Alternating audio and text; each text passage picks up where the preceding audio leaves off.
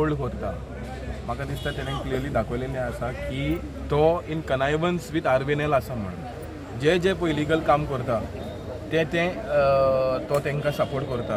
आमचे प्रेसिडेंटान सांगलेलें आसा की लॉ म्हणून पाडपाक लोक भायर येवचे पडटा म्हळ्यार the authorities have failed completely to uphold the law. Every department is a failure. So आमी कलेक्टर जो मुरगांवचो हेड आसा तेणेन हें जे इलिगल काम चलता एक्विजिशन जावना या टेंडर ना या कोणाक खबर ना प्लॅन ना खंय बांदता कोणाच्या बाटान गेले ट्रस्पास केले फावंडेशन घातलो रस्तो बांदलो न्हंय पुरयता झाडां कातरता एक जंगल राज कसो जालोलो आसा. सो हांव मागता कलेक्टराक आनी हॉनरेबल CMाक तेणेनूच सांगलेलें की CEC रिपोर्ट येयलो जाल्यार CEC कितें म्हणटा तें आमी एज पर दॅट वयतले. CEC म्हणलें डबल ट्रॅकिंग नाका. सुप्रीम कोर्टाचो ऑर्डर आयलो डबल ट्रॅकिंग स्क्रॅप केलो कॅसल रॉक आनी कुले तोरी पासून हे ट्रॅक बांदता. न्ही 3 लिनियर प्रोजेक्ट्साचेर पार्टीचो स्टँड व्हेरी क्लियर आशिल्लो. आमच्या मॅनिफेस्टोन सुद्दां आशिल्लें. काँग्रेस पार्टीन 3 लिनियर प्रोजेक्टाचेर मॅनिफेस्टोन सुद्दां आपलें डिक्लेअर केल्लें इन दीस इलेक्शन. आतां point is what you have sed की बाबा एज अ पार्टी आमचे MLA एसेंब्लीन ओवर सदांच काडटा पॉयंट. लास्ट टायम सुद्दां काडिल्लो. पूण हें सरकार जें आहा पळय जेन्ना येता तेन्ना धांवता. एसेंब्ली कर्टेल करता. ह्या फावट ती एसेंब्ली आदी 4 दीस दवरल्या. प्रायवेट मेंबर बील घालपाक मेळना तुका. प्रायवेट मेंबर रेजोल्युशन घालपाक मेळना. आनी पावलाक हें सरकार जें आहा तें गोंयकाराचो आवाज हो दामता. आतां हांगा प्रायवेट प्रॉपर्टीन जेन्ना काम चालू आहा दिसाचे सोड रातचे सुद्दां ते काम करता. लोकांची कंप्लेंट सरपंच जर डेप्युटी कलेक्टरा कडेन वता आनी डेप्युटी कलेक्टर स्वता आज अपॉइंटमेंट दिता की आपूण फिजिकली येवन सायटीर पळयता जाल्यार हो डेप्युटी कलेक्टर आज खंय मिसींग आहा.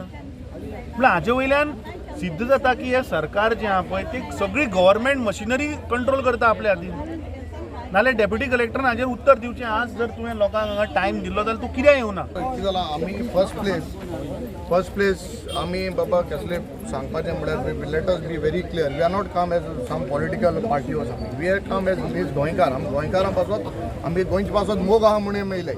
And we have tried to explain what is the basic thing. When there is no acquisition, kind जमीन ना पयलीं तुम ट्रॅक घालते फर्स्ट विदाउट एक्विजिशन. आतां तुम सेकंड घेता आनी मागीर थर्डूय घालपाक. आमी सांगलां कितें आमकां रिस्पेक्ट आमकां गोंयकारांक गेले आनी आमगे लोकल्स आहा तेंगेले तांकां तरी मातशें तरी तुम एक तेंची चिंताय. तुमकां कोणाक 4 जाणां जाय म्हूण तुमी 4 इंडस्ट्रीन जाय म्हूण आमकां गोंय काबार कोणाकाय. So we are all together as locals. आमी गोंयकार म्हूण नीज गोंयकार म्हूण आमी गोंय सांबाळपाक आमी सगळे मुखार सरले.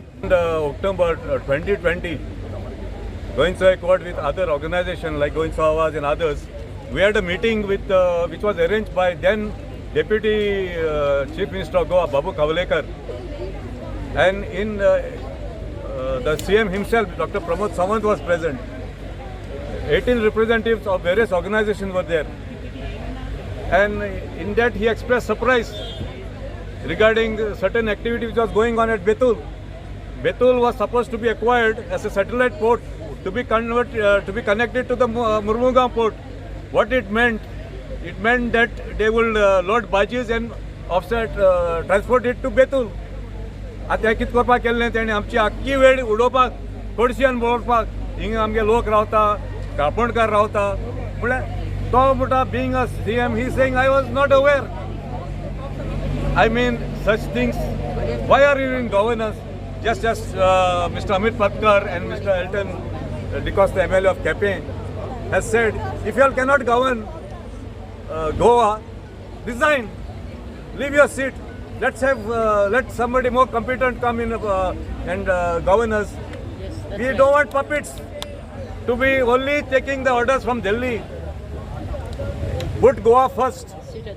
If Goa becomes prosperous state, then it will the same thing. The flavor will go to the rest of India. तुमकां आतां दिसती पडटा लोक कसो आख्खे गोंयभर आयज आयल्यात आपणाचे इन सॉलिडेरिटी आपणाचो सपोर्ट दिवंक. जो वेलसांव कांसावली लोकांनी उलो मारलेलो ह्यात आमच्या आदाराक. कित्याक आयज तुमकां दिसती पडटा ही घरां most of the houses were built before the railways could lay the tracks. आतां हांगा मातशी तुमकां इम्पॉर्टंट इन्फॉर्मेशन दिता.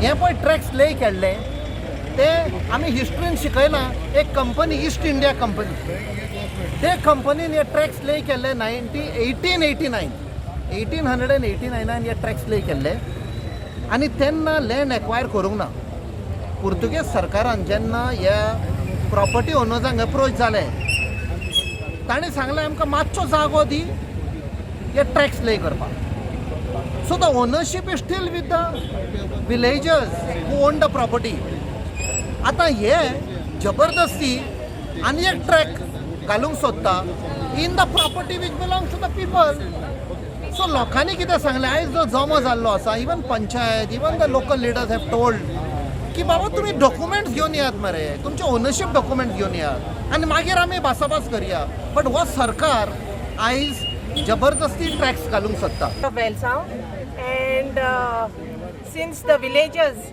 have a problem, they only turn back to us because we are the elected members of this village and we have all the right to fight for our village. Okay. Now there was a complaint that came to us that the RVNL, the railways, had encroached into their people's property. So I issued a stop work notice for them. Okay, and I feel it is my duty, and I feel it's the duty of the deputy collector to come on the ground, see the reality.